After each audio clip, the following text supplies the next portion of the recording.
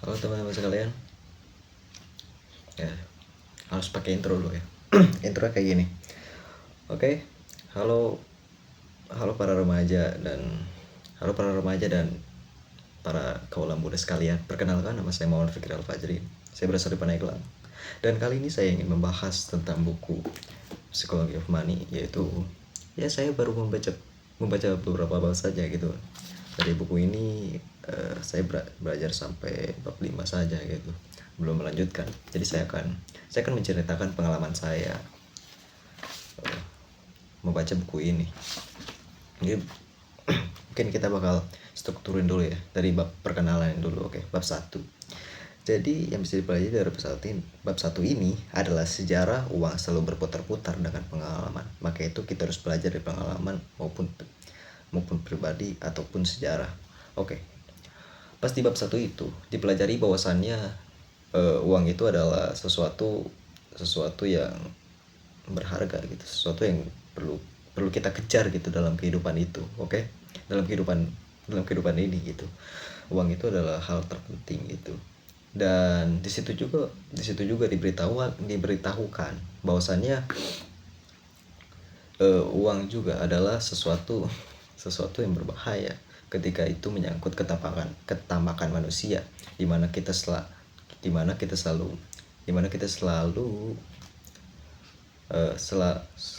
ingin mendapatkan uang lebih banyak, dan kita tidak pernah puas, oke, terhadap uang gitu. lalu yang gue simpulkan bahwasanya ya, kita sebelum mengejar uang, kita harus belajar dulu dari pengalaman dulu gitu. Apakah kita mengejar uang tersebut berdasarkan atas diri kita sendiri ingin mengejar uang tersebut, atau ketamakan kita sendiri yang ingin mengejar uang tersebut.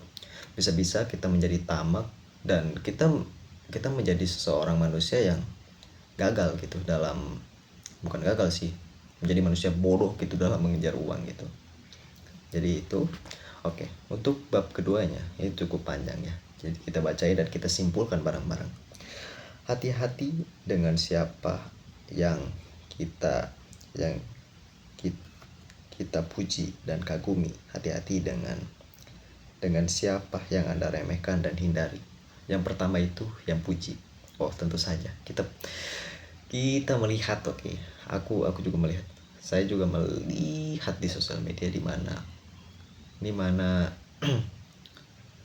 motivator, di mana influencer keuangan itu menceritakan pengalaman mereka, di mana mereka mendapatkan uang dalam misalnya 1 miliar cepat gitu, di mana 500 juta terdekat. Atau influencer yang menceritakan bagaimana cara mendapatkan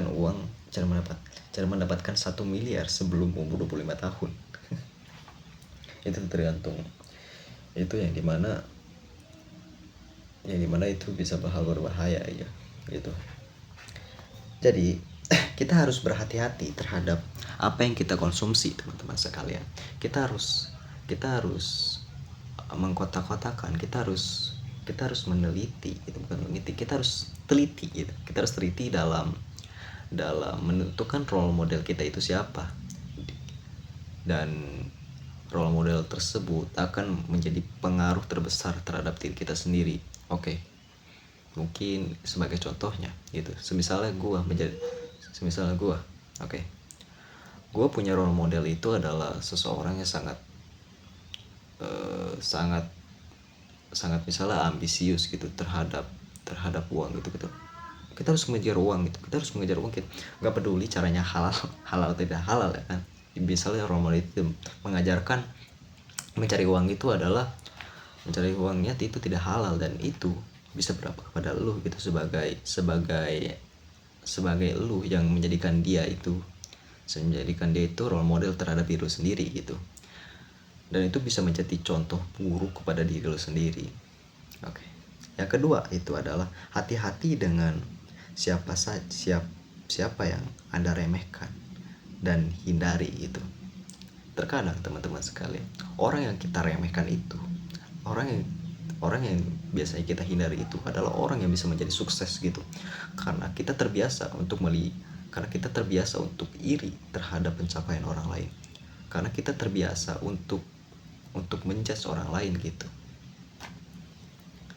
Dan kadang juga gue juga sangat menyesali kenapa gue dulu sangat iri terhadap pencapaian orang lain, sangat meremehkan gitu kondisi atau kemampuan orang lain gitu. Padahal mereka mempunyai kapasitas, mereka mempunyai sesuatu yang gak bisa gue miliki gitu. Dan itu yang ngebuat gue sendiri itu sebagai manusia sebagai pembaca gitu akhirnya menyesali keputusan tersebut gitu. Bagaimana gue meremehkan orang lain dan selalu iri terhadap pencapaian orang lain yang gue gak bisa dapat, dan sedangkan gue hanya bisa mengomentari tanpa berusaha gitu. Oke, kita lanjut ya. Oke, selanjutnya itu adalah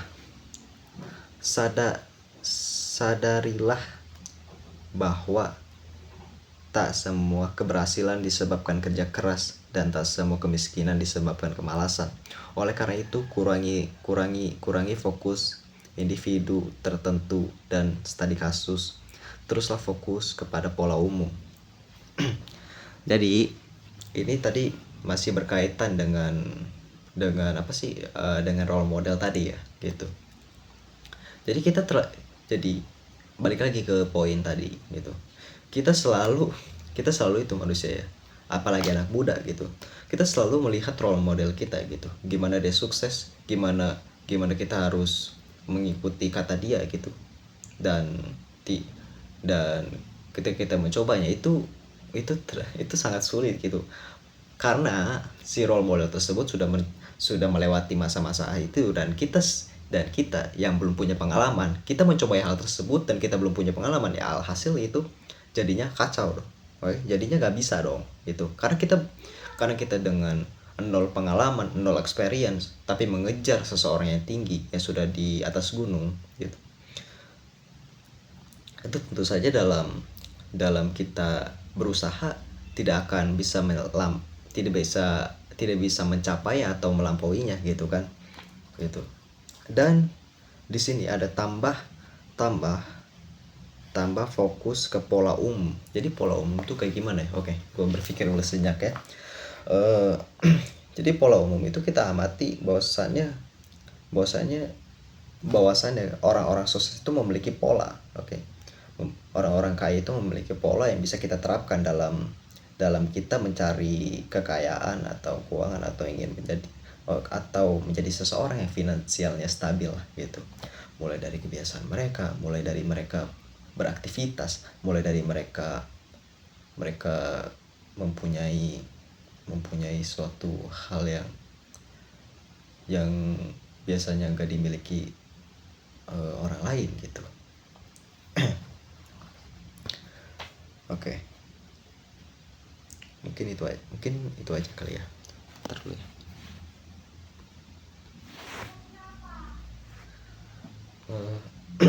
Selanjutnya adalah trik menghadapi kegagalan adalah menata kehidupan finansial sedemikian rupa sehingga satu intensi buruk di sini, satu intensi apa ini? Intensi di sini, satu kegagalan mencapai tujuan finansial di sana tak membuat Anda habis, dan Anda masih bisa terus bermain sampai beruntung.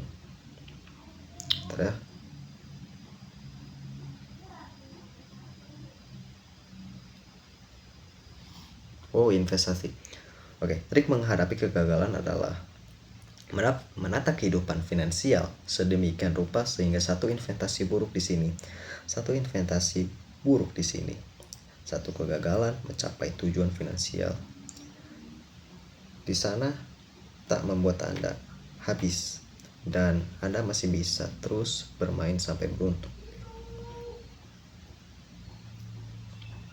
Jadi ketika kita ketika kita ingin menghindari kegagalan dalam finansial adalah kita harus menstabilkan kemampuan kita, kemampuan finansial kita, dimana kita harus menata kemampuan finansial kita gitu, bukan kemampuan sih, finansial kita gitu ya, finansial kita gitu ya, supaya finansial kita stabil gitu, supaya finansial kita bisa sedikit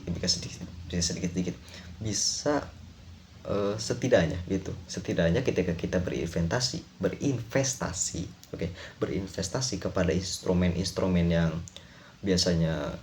biasanya high risk atau low risk, yang bisa eh, bisa mencapai lagi yang bisa yang bisa apa ya, bentar lagi mikir dulu kosakatanya, diksi di sini,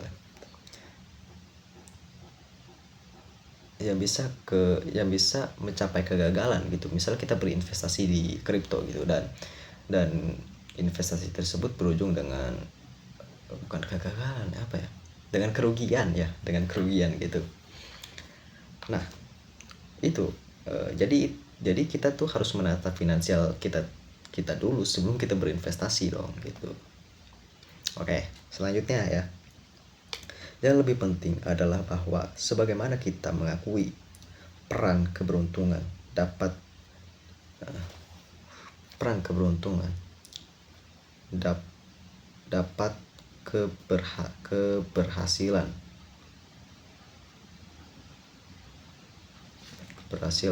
peran resiko berarti kita harus memanfaatkan diri dan memberi ruang untuk pengertian ketika menilai kegagalan. Coba kita tulisannya kayak jelas guys, pakai pensil soalnya. Yang lebih penting adalah bahwa sebagaimana kita mengakui peran keberuntungan dalam keberhasilan peran keberuntungan dalam keberhasilan, peran resiko berarti kita harus memanfaatkan diri dan cari ruang untuk pengertian ketika menilai kegagalan gitu. Jadi keberuntungan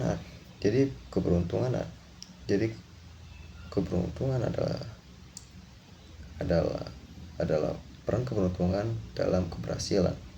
Yang lebih penting adalah bahwa sebagaimana kita mengetahui peran keberuntungan dalam keberhasilan, peran risiko itu untuk kita harus memanfaatkan diri dan mencari ruang untuk pengertian ketika menilai kegagalan gitu. Jadi keberuntungan itu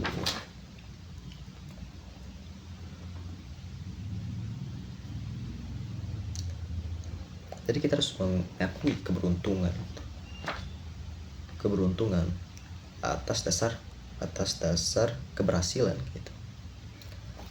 Ya pasti teman-teman kayak apa sih, banyak yang bilang bekerja keras ya, tapi belum ada faktor beruntung juga gitu di situ gitu. Dan faktor keberuntungan harus kita akui gitu. Dan yang kedua itu tentang apa tadi, faktor resiko ya, peran resiko gitu. Berarti kita harus memanfaatkan diri dan memberi ruang untuk pengertian kita untuk melihat kegagalan gitu. Jadi kita harus mengakui peran resiko gitu. Di peran resiko itu kita bisa belajar di mana kita bisa mempelajari kegagalan gitu. Dan kita juga kan biasanya dalam kita menilai suatu resiko, di situ pasti ada suatu kita bisa mengamati kegagalan, oke? Dan kita harus mengakui peran resiko tersebut gitu. Oke. Kita lanjut ke bab 3 nih. Yang bab 3 itu judulnya tak pernah cukup.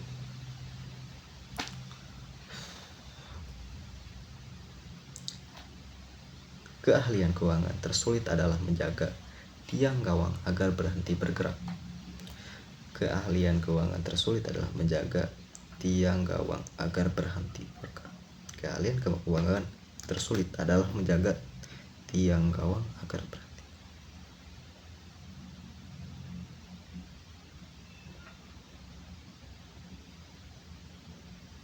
Oh, jadi biar si tiang gawang ini gak kemana-mana guys, gak bisa ke atau gimana ya, atau jadi intinya stabil gitu.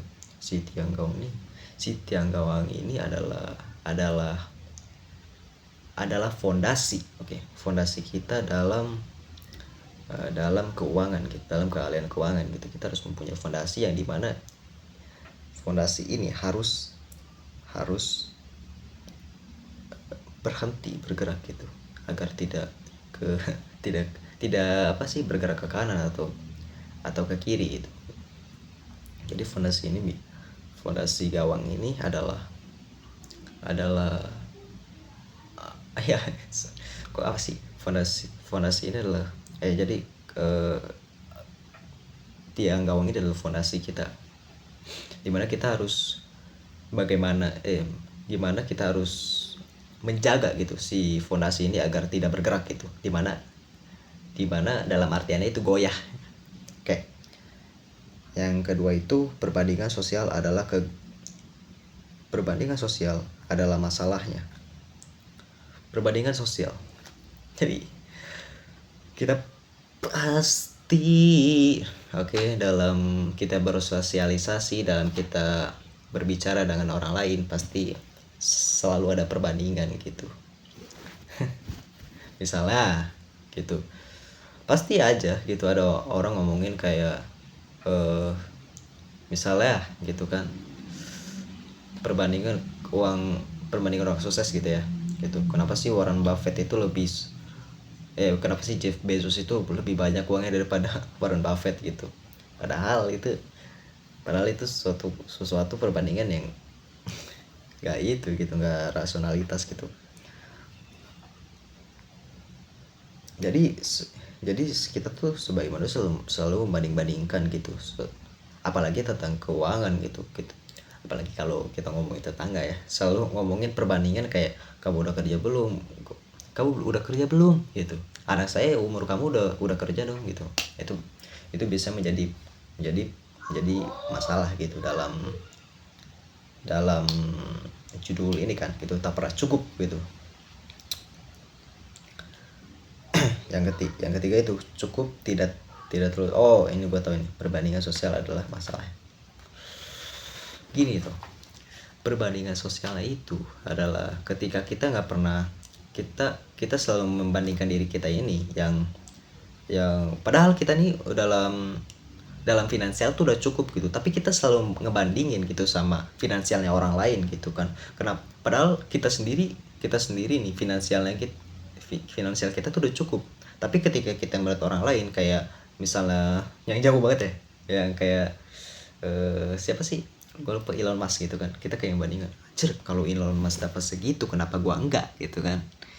Nah jadi ya kita selalu ngebandingin, dan itu ngebuat kita yang notabene uangnya padahal udah lumayan banyak gitu kan, akhirnya nggak merasa cukup. Dan lu pasti tahu endingnya ketika manusia nggak merasa cukup ya, menjadi tamak dan akhirnya menjadi sesuatu yang menakutkan gitu, yaitu kegagalan gitu. Yaitu lu bangkrut pak ya. Misal kalau lu punya perusahaan bangkrut gitu. Yang ketiga tadi ya yang udah di mention, yaitu cukup tidak selalu sedikit gitu. Oke, gimana sih caranya kita tahu batasnya cukup kita dalam finansial itu? Oke, kita pakai analogi makanan deh ya. Misal kalau kita ingin mengetahui gimana kita cukup untuk makan, adalah ketika kita makan udah itu kita makan sampai ingin muntah gitu, itu adalah batas. Batas kita cukup untuk makan gitu ya. Kalau kita pakai analogi makanan, kalau untuk finansial menurut gua sendiri adalah ketika kita mengetahui gitu, ketika kita harus sadar gitu terhadap kita sendiri, kita harus punya kontrol diri kita sendiri gitu. Kalau kita harus punya batasan cukup gitu. Kalau misalnya udah cukup, udah gitu, segitu aja gitu. Jangan tergoda sama pencapaian orang lain lah, perbandingan orang lain lah. Kita ini udah cukup pak gitu ya. Finansial kita tuh udah segini, itu udah cukup gitu. Nggak usah bandingin sama orang lain deh. orang lain aja ada yang pengen jadi elu kan. Nah udah itu jawabannya. Itu di titik lu di titik lu cukup dalam finansial keuangan gitu ya. Oke, yang ketiga itu ada banyak hal yang tak pernah layak diusahakan dengan menanggung resiko. Adapun apa sih ini anjay? Adapun keuntungannya, intinya kita harus punya kontrol terhadap diri kita sendiri. Kita harus mengetahui batas kita sendiri, seperti halnya rasa cukup, karena kita tidak mengenal diri kita sendiri. Percayalah, oke, bahwasannya kita menjadi manusia, kalau kita nggak mengenal diri kita sendiri, percayalah bahwasannya kita menjadi manusia yang tamak seperti Gupta dan Madov. Jadi ketahuilah batas cukupmu gitu kan. Mungkin itu untuk kepingan hari ini ya. Bab 3 udah, kita berhenti sampai sini. Bab 3 udah 21 menit boy, itu kita yapping ya. Semoga itu bisa menjadi inspirasi gitu, atau menjadi pengingat lah bahwasanya gue pengen menjadi orang yang sukses. Amin. Thank you everyone, have a nice day.